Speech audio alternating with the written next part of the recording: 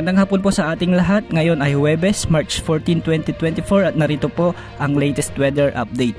Patuloy na magdadala ng maulap hanggang sa maulang panahon ang shear line sa eastern section ng Central at Southern Luzon. Samantalang northeast monsoon o amihan naman ang nakakaapekto sa Northern Luzon at easterlies naman sa natitira pang bahagi ng ating bansa. Ngayong araw ay maaring magpatuloy ang mahihinang pag-ulan sa Isabela, Quirino, Aurora, Quezon at Camarines provinces dahil sa umiiral na shear line. Ang shear line ay ang salubungan ng malamig at mainit na hangin mula sa northern at southern hemisphere. Posibleng magdala ito ng minsang malalakas na pag-ulan sa mga lugar na apektado nito. Pinaaalalahanan ang lahat na maging alerto sa banta ng flash floods at landslide. Amihan naman ang nakakaapekto sa Cordillera Administrative Region at natitirang bahagi ng Cagayan Valley. Posibleng makaranas ng maulap na papawirin na may mga isolated rains sa mga nasabing lugar. Ang Metro Manila at ang nalalabing bahagi ng Luzon ay makararanas din ng bahagyang maulap hanggang sa maulap na papawirin na may mga pulupulong mahinang pag-ulan dulot naman ng easterlies o isolated rains.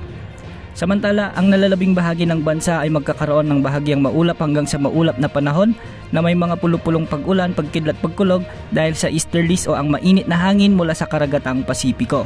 Posible ring makaranas ngayong araw ng mga pag-ulan ang malaking bahagi ng Mindanao sa bahagi ng Surigao del Norte, Surigao del Sur, Davao Region, Zamboanga Peninsula at General Santos. Sa ngayon nakikita na posibleng mawala pansamantala ang amihan, ngunit posibleng muling umiral ito sa susunod na linggo pagsapit ng Huwebes o Biyernes.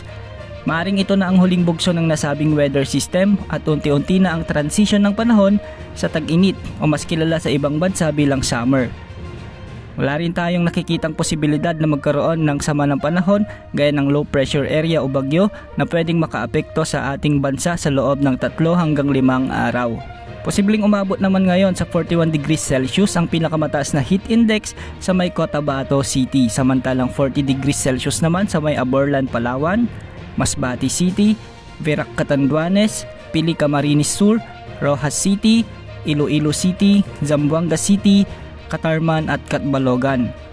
Sa ngayon, malaya ring makakapamalaot ang ating mga kababayang mga isda dahil wala ring nakataas na gale warning sa mga karagatang sakop ng ating bansa. Yan ang latest sa lagay ng ating panahon. Ito po ang weather update ng bayan.